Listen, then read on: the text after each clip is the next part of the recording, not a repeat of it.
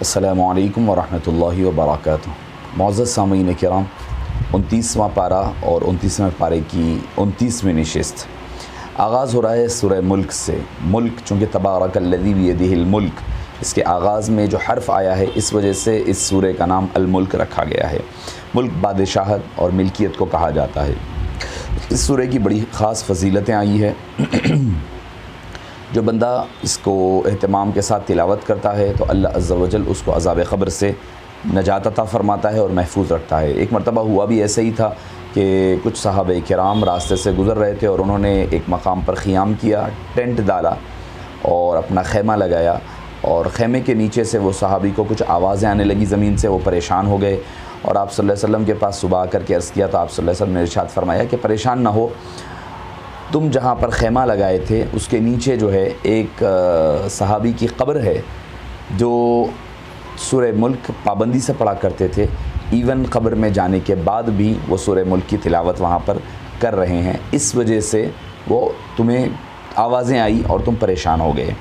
پھر اس کے بعد اللہ تعالیٰ نے سورہ کے آغاز میں اپنی 4 اہم صفات کا ذکر کیا، یعنی نمبر 1 اللہ کا وجود، اللہ موجود رہنا، نمبر 2 اللہ کا مالک ہونا، نمبر 3 اللہ کا بالاتر ہونا، اور زمین اور آسمان پر اللہ کی حکومت کا ہونا، اور اللہ تعالیٰ کی ہر چیز پر قدرت رکھنا۔ ان چیزوں کا تبارک الذی بیدہ الملک، تبارک اللہ کا وجود، پھر بیدہ الملک ہر چیز کا اس سے قبضہ قدرت میں ہونا، اور ہر چیز اس سے وہ بالاتر ہونا، اور وہ علی کل شیء قدیر ہر چیز کا اللہ کی قدرت پر قدرت اور قبضے میں ہونا۔ اس 4 چیزوں کا ذکر اس آیت کریمہ میں ہوتا ہے۔ پھر اس کے بعد موت و حیات کا ذکر، الذی خلق الموت والحیات لیبلوکم ایکم احسن عملا۔ موت و حیات کا پیدا کرنا بنیادی مقصد انسان کی آزمائش ہے کہ دنیا میں کون اچھے اعمال، لیبلوکم ایکم احسن عملا، کون ہے جو بہتر عمل کر کر کے اللہ کے دربار میں پہنچتا ہے۔ یعنی قیامت کے دن اعمال کو گنا نہیں جائے گا بلکہ وزن کیا جائے گا۔ موت کا ذکر پہلے کیا گیا اور حیات کا بعد میں۔ اس چیز کی طرف اشارہ ہے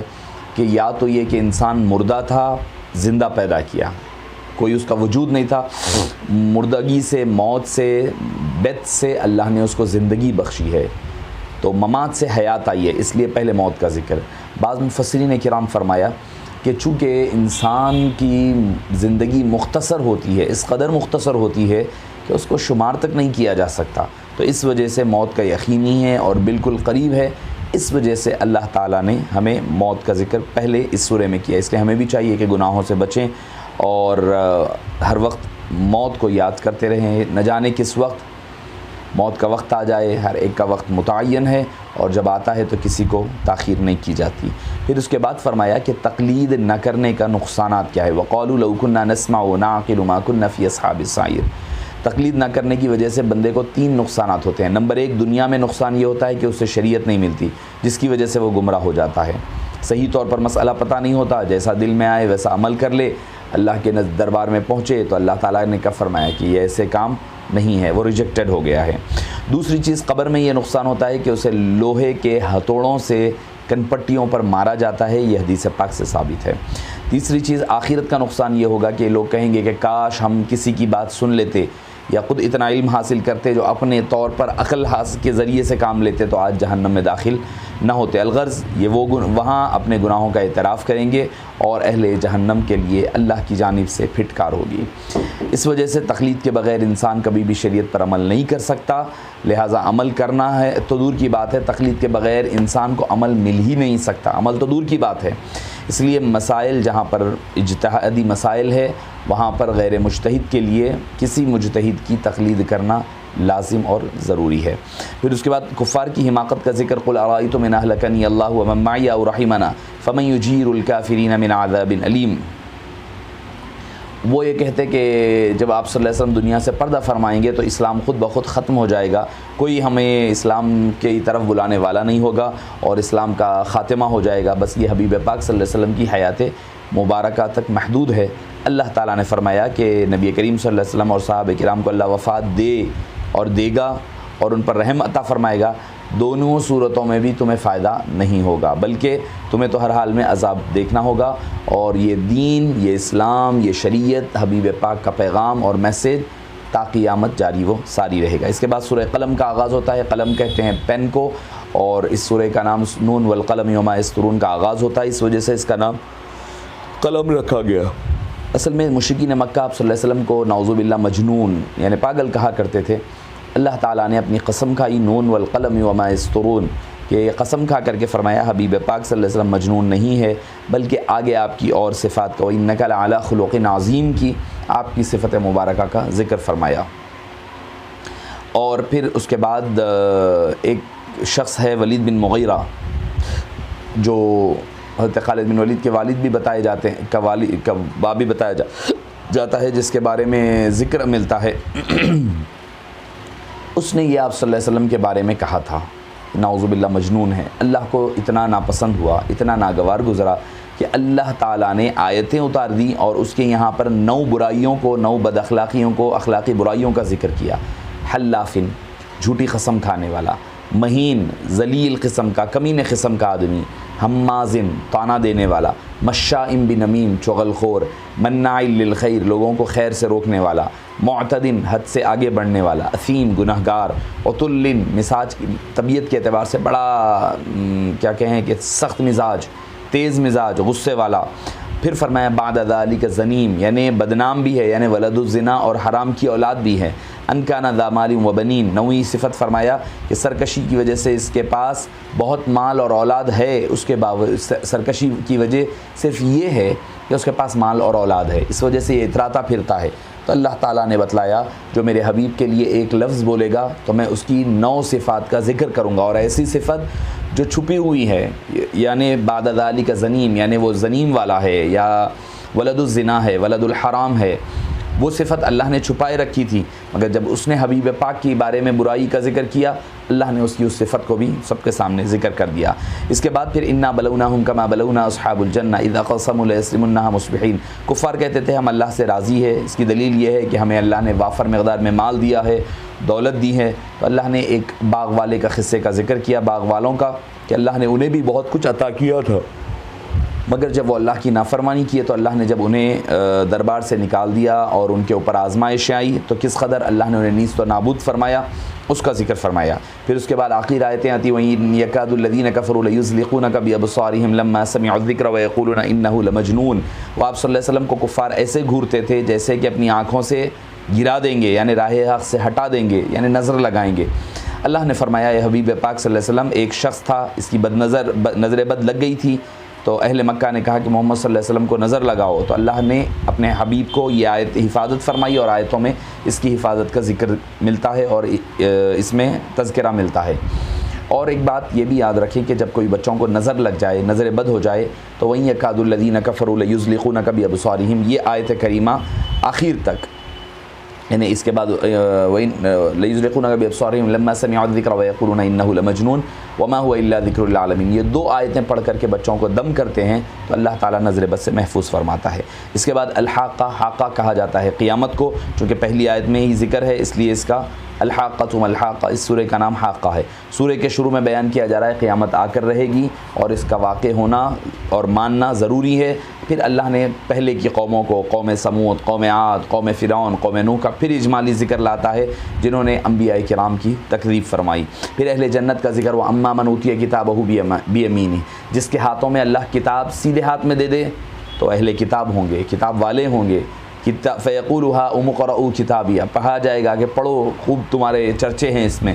یعنی اہل جنت اور اہل جہنم کو پیش آنے والے حالات کا تذکرہ۔ اہل جہنت کا نام ہے اعمال رائٹ ہینڈ میں، اور جنت کی بے شمار نعمتیں ملے گی، تو ہمیں بھی دعا کرتے رہنی چاہیے اللہ ہمیں اصحاب یمین میں شامل فرمائیں، اصحاب شمال سے ہمیں محفوظ فرمائیں۔ پھر اللہ تعالیٰ کی کتاب فلا اقسم بما تبصرون وما لا تبصرون، یہاں اللہ قسمیں کھا کر فرما رہا ہے یہ کلام وما هو بقول شاعر، کسی شاعر کا کلام نہیں، وما هو بقول ساحر، کسی ساحر کا کلام نہیں ہے، بلکہ یہ اللہ عز و جل کا کلام ہے۔ یہ کلام کسی کاہن سے سن کر نہیں بیان کرتے ہیں، کفار کہتے تھے، اللہ فرما رہا ہے کہ نہیں، یہ اللہ عز و جل کا کلام ہے، وہ جسے چاہتا ہے عطا فرماتا ہے، جسے چاہتا ہے اس کے علم سے نوازتا ہے۔ امام الانبیاء کی حقانیت، ولو تقول علینا بعض الاقاویل لأخذنا منه بالیمین، یہاں یہ اصول بیان کیا جا رہا ہے کہ نعوذ باللہ اگر کوئی شخص نبوت کا جھوٹا دعویٰ کرے اور پھر اللہ کی طرف ایسی بات کو منسوب کرے جو اللہ کی طرف سے نہیں ہے، تو اللہ تعالیٰ ایسے شخص کو دنیا میں ذلیل و رسوا کرے گا۔ اللہ فرمائے اگر ولو بالفرض، اگر آپ صلی اللہ علیہ وسلم اللہ کے سچے نبی نہ ہوتے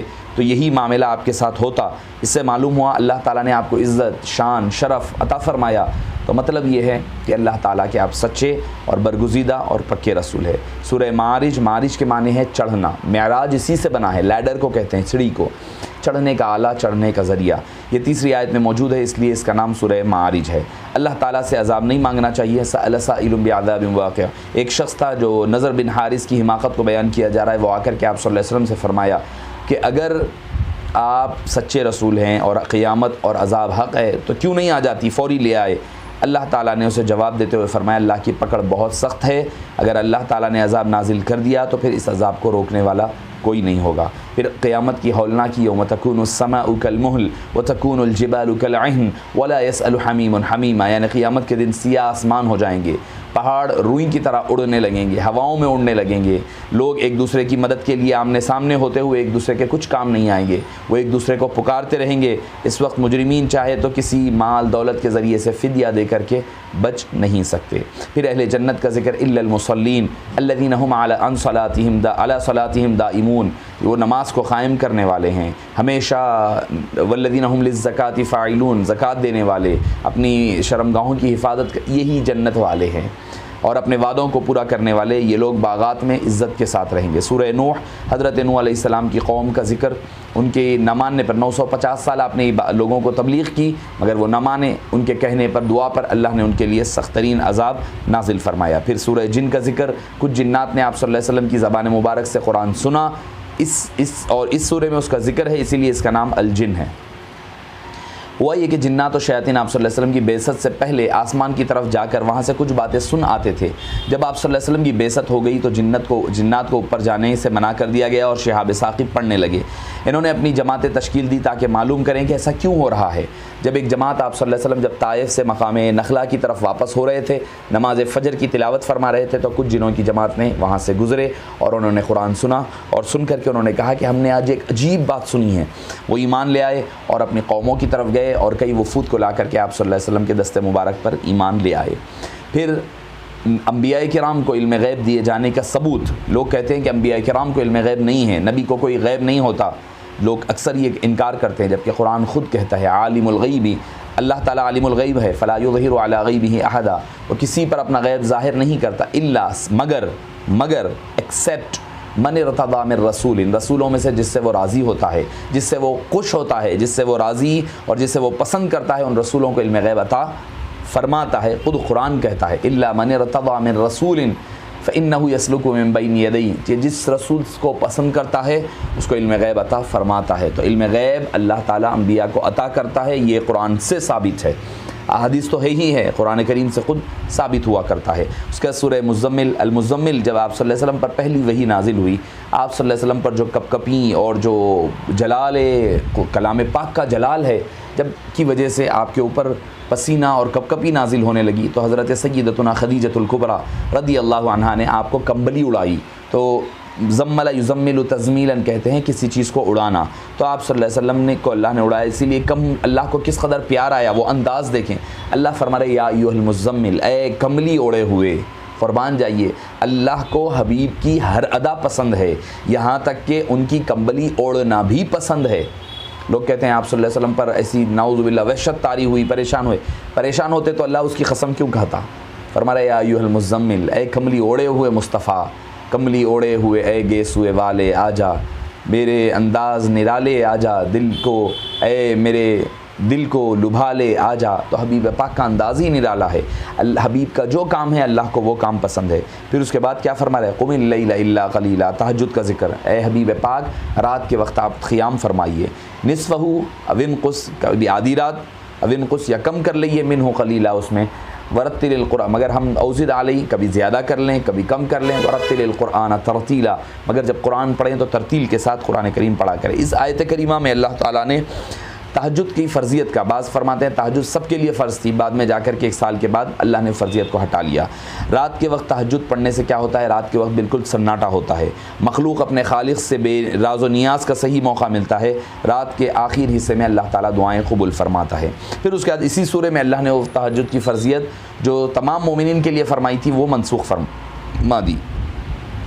ان ربک یعلم، اے حبیب پاک آپ کا رب جانتا ہے، انک تقوم ادنی من ثلثی اللیل ونصفہ وثلثہ وطائفۃ من الذین معک، تقریباً 1 سال کے بعد فرمایا کہ آپ کو اور بھی کام ہوتے ہیں دن میں تو فرضیت کو منسوخ کی جاتی ہے، نماز کی پابندی کریں، زکوٰۃ ادا کریں اور صدقہ ادا کیا کریں۔ اس چیز کا ذکر اللہ تعالیٰ نے اس سورہ مبارکہ کے اختتام پر فرمایا۔ اس کے باوجود حبیب پاک صلی اللہ علیہ وسلم پابندی کے ساتھ تہجد کی نماز ادا فرمایا کرتے، جس کا یہ مومنین کے لیے ہے، یہ مومنین کے لیے آپ صلی اللہ ومن اللیل فتہجد بہ نافلۃ لک آپ کے لیے باقی رہا۔ سورہ مدثر آتا ہے، مدثر کے معنی بھی کملی اوڑھنے کے لیے، چادر اپنے اوڑھنے والوں کے لیے ہے، فرمایا چادر میں لپٹے ہوئے، قم فانذر اٹھیے اور لوگوں کو ڈرائیے، وربک فکبر اور لوگوں کو اللہ کی کبریائی بیان کیجیے، اور وثیابک فطہر اپنے کپڑوں کو صاف رکھیے، یعنی گندگی سے کنارہ کشی اختیار کیجیے۔ آپ صلی اللہ علیہ وسلم کی 2 مشہور صفتیں یعنی نذیر اور بشیر، یہاں پر نذیر کا ذکر صرف اس لیے کیا گیا کیونکہ ابھی تو کفار مکہ ہے، پہلی آیتیں ہیں، بعض کہتے ہیں کہ دوسری آیت ہے، بعض کہتے ہیں کہ تیسری آیت ہے قرآن کریم کی، جس میں کفار مکہ زیادہ ہے تو ابھی تو ان کو ڈرانا ہے، ان کو بشارت ہے تو بعد میں اللہ تعالیٰ آگے فرمائے گا۔ پھر کفار کی آزمائش ہے، فرمایا علیہا 19 یعنی جہنم کے 9 فرشتے ہیں اللہ نے مقرر فرمائے، 19 علیہا 19 کہ 19 فرشتے اللہ تعالیٰ نے مقرر فرمائے۔ اس کی تعداد بتانے میں کفار کا امتحان ہے، وہ اس کو مانتے یا اس کو مذاق اڑاتے۔ ماننے کی بجائے ان لوگوں نے کہا کہ 17 سے میں نمٹ لوں گا، باقی تم دیکھ لو۔ ان کے جواب میں فرمایا یہ فرشتے ہیں جن کا تم مقابلہ نہیں کر سکتے، ایسا نہیں ہے کہ تم فرشتوں کو دیکھ لیں گے، منا لیں گے، پٹا لیں گے، یہ کام چلنے والا نہیں ہے۔ جہنم میں جانے کی وجہ فرمایا ما سلککم فی سقر، جب اہل جنت میں چلے جائیں گے تو مجرمین اہل جہنم سے پوچھیں گے کہ تم کس چیز نے جہنم میں داخل کیا، تو کہیں گے کہ ہم نماز نہیں پڑھتے تھے، مسکین کو اس کا حق ادا نہیں کرتے یعنی کھانا نہیں کھلاتے تھے، بےہودہ مجلس میں دین کو باطل کرنے کے لیے جایا کرتے اور قیامت کو جھٹلایا کرتے۔ تو معزز سامعین کرام دوزخ میں جانے کی یہ وجوہات بنتی ہے۔ پھر اس کے بعد سورہ قیامہ ملتا ہے، قیامہ کے اللہ نے قسم کھائی ہے قیامت کے دن کی، لا اقسم بیوم القیامہ ولا اقسم بالنفس اللوامہ، انسان کا یہ سمجھ لینا کہ ہم اس کی ہڈیوں کو زندہ نہیں کر سکیں گے، یہ اس کی کچ فہمی اور غلط فہمی ہے۔ ہڈیوں کو جمع کرنا آسان ہے بنسبت کہ انگلیوں کے پوروں کو جمع کرنا، انگلیوں کے پوروں کو بھی جمع کریں گے ہم تو پوروں کو بھی جمع کرنے پر قادر ہے۔ نفس لوامہ انسان کی طبیعت میں ایک ایسا مادہ ہوتا ہے جسے اسے کہا جاتا ہے جو انسان کو برائی پر ملامت کرتا ہے۔ جب تک انسان نفس لوامہ پر رہتا ہے تو وہ کامیاب ہوتا ہے، یعنی انسان جب برائی کرے تو اس کا نفس اس کو ملامت کرے، یہ تو نے غلط کر دیا، یہ انسان کے صحیح ہونے کی دلیل ہوتی ہے۔ پھر قرآن کی حفاظت کا ذکر، لا تحرک بہ لسانک لتعجل بہ، کہ الفاظ و معنی کی اللہ حفاظت فرماتا ہے۔ ولا ان علینا جمعہ وقرآن، بے شک اللہ تعالیٰ قرآن کو جمع فرمانے والا ہے۔ آپ ذرا اندازہ لگائیے کہ کسی کو اگر قرآن یاد نہ ہو تو وہ ساتھ ساتھ نہیں پڑھ سکتا، مگر جب حبیب پاک صلی اللہ علیہ وسلم پر نازل ہوتا تو حبیب پاک ساتھ ساتھ پڑھا کرتے، تو پتہ کیا چلا کہ جبریل بعد میں لا رہے ہیں، اس سے پہلے اللہ نے حبیب کو قرآن سکھا دیا ہوا ہے۔ پھر اس کے بعد فرمایا قیامت کے دن اللہ کا دیدار ہو گیا، وجوہ یومئذ ناظرہ، لوگ کل ان کے چہرے چمک رہے ہوں گے، چمکدار چہرے ہوں گے، کب؟ الی ربہا ناظرہ، جب وہ اپنے رب کی طرف رخ کر رہے ہوں گے، دیدار کر رہے ہوں گے، ان کے چمکدار چہرے ہوں گے۔ پھر انسانی تخلیق کے مراحل کا ذکر سورہ کے آخر میں ملتا ہے، الم یکن نطفۃ من منی یمنی ثم کان من علقۃ، کہ اللہ نے نطفے سے بنایا، پھر اس کے بعد علقہ بنایا، پھر کہتے کہتے انسان کو مکمل طور پر ذکر اور انسان مرد اور عورت میں تقسیم فرمایا۔ سورہ دہر آیا، دہر کو کہا جاتا ہے زمانے کو، اللہ نے فرمایا هل اتى علی الانسان، انسان کی حیثیت اتنی ہے کہ ایک وقت وہ قابل ذکر ہی نہ تھا، یعنی پھر اللہ نے اسے قابل ذکر یعنی پیدا فرمایا۔ انسان کو اللہ تعالیٰ نے سننے کے لیے کان دیے، دیکھنے کے لیے آنکھ، راستہ دکھایا۔ انسان کی تخلیق کا مقصد یہ ہے کہ ہم اسے آزمانا چاہتے ہیں کہ وہ ہمارا شکر گزار بندہ بنتا ہے یا نا شکر گزار۔ پھر قرآن کریم نصیحت، ان ھذہ تذکرہ، یہ تذکرہ یعنی نصیحت ہے، فمن شاء اتخذ الی ربہ سبیلا، لیکن اس سے فائدہ اور ہدایت اسی کو ملے گی جو اللہ تعالیٰ، جنہیں اللہ تعالیٰ چاہے گا۔ اس کا مطلب یہ ہے کہ انسان کوشش کرے گا، محنت کرے اور ارادہ کرے تو اللہ تعالیٰ اس کو ہدایت عطا فرمائے گا۔ ایک بندہ ارادے بھی نہیں کرتا تو قرآن کریم اس کو استفادہ نہیں پہنچا سکتا۔ آخری سورہ ہے المرسلات، اس سورہ کے آغاز میں ہی مرسلات ہے، چونکہ اللہ نے اس کے آغاز میں فرشتوں کی، ہواؤں کی اور فرشتوں کی قسمیں کھائی ہے۔ فرمایا والمرسلات عرفا، قسم ہے ان ہواؤں کی جو مسلسل چلتی رہتی ہے، فالعاصفات عصفا، قسم ہے ان ہواؤں کی جو آندھیوں کی طرح چلتی ہے، والناشرات نشرا، ان ہواؤں کی قسم جو بادلوں کو اڑا کر پھیلا دیتی ہے، فالفارقات فرقا، قسم ہے ان فرشتوں کی جو وحی لا کر حق اور باطل کو الگ الگ کر دیتے ہیں، فالملقیات ذکرا، قسم ہے ان فرشتوں کی جو وحی کے ذریعے ذکر یعنی نصیحت لاتے ہیں۔ قرآنی اسلوب کے مطابق جب اللہ تعالیٰ کسی قسم کی قسم کھاتے ہیں تو یہ دلیل ہوتی ہے کہ بعد میں مذکورہ چیز پر، اور یہاں وہ قیامت کے دن کا وقوع ہے، مطلب یہ ہے کہ قیامت کا جو تم سے وعدہ کیا گیا ہے وہ ضرور آنی ہے، اس کا ذکر ملتا ہے۔ پھر اس کے بعد اللہ تعالیٰ نے اپنی ویل یومئذ للمکذبین، جھوٹوں کے لیے وعید ہے اللہ کی اس دن، قیامت کے دن۔ پھر آخر میں اہل جنت کا ذکر، ان المتقین فی ظلال وعیون، سورہ کے شروع میں قیامت کا ذکر تھا، پھر درمیان میں اہل جہنم کا ذکر ملتا ہے، ان کے جہنم میں آگ میں بڑے بڑے شعلے ہوں گے جس طرح محل ہوتے ہیں۔ اب یہاں ان کے مقابلے میں متقین کا انجام، یعنی جنت کی نعمتیں ہوں گی، متقین کے لیے سائے ہوں گے، ان کے لیے چشمے ہوں گے، ان کے لیے میوے ہوں گے، ان کی نہریں بہہ رہی ہوگی۔ ان سے کہا جائے گا کہ دنیا میں جو اعمال کیے ان کا بدلہ ہے، اب مزے سے کھاؤ اور پیو، سکون سے رہو، یہاں پر کوئی تمہیں لغو بات نہیں ہوگی، بیکار بات نہیں ہوگی، کوئی ستانے والا نہیں ہوگا۔ وآخر دعوانا الحمد للہ رب العالمین۔